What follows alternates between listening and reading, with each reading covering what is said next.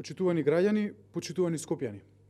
Соочени со реакциите на граѓаните, Петре Шилегов и Стефан Богоев се служеа со лаги, со манипулации, со навреди и клевети, само вистината да не излезе на виделина. Но џабе им се лагите дека улица можело и не морало да се гради, дека спортските терени немало да се рушат.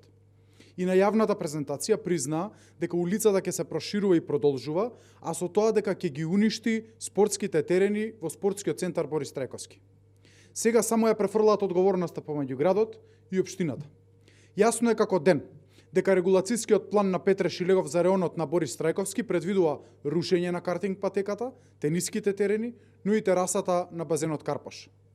Прашањето е зошто? Среде одмори во август, Стефан Богоев, како еден од своите последни потези како градоначалник на Карпош, реши да донесе детален урбанистички план со кој се бетонизира спортскиот центар Борис Трајковски.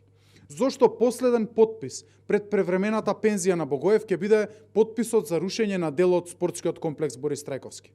Одговорот е едноставен. Заради олигархијата која и ден денес го контролира СДСМ. Петре Шилегов со помош на Стефан Богоев сакаат да го уништат најголемиот спортски храм во Македонија за нивните ментори да градат згради. Јавно прашуваме, дали е точно дека земјиштето за градба на огромни згради е под контрола на еден од најмоќните бизнисмени на црвената буржоазија на транзицијските 90-ти години? И доколку не го знаете одговорот на некое прашање, видете кој ќе има најголема добивка од тоа. И ниту еден надмен, дрзок и безобразен лажен коментар на СДСМ не можат да избегнат од оваа вистина. Почитувани, ова не смее да му се случи на Борис Трајковски, на Карпош и на Скопје. Планот да се срушат тениските терени, картинг центарот и терасата на базенот за да се добие прометна улица, која ќе води до огромни бетонски згради, е недопустив. Преку 500 дечиња ќе останат без тенис, без картинг и без безбедно пливање. Тренерите на сите овие спортови ќе останат без работа и без својот извор на екзистенција. Изборот е или бетонизација, или спорт.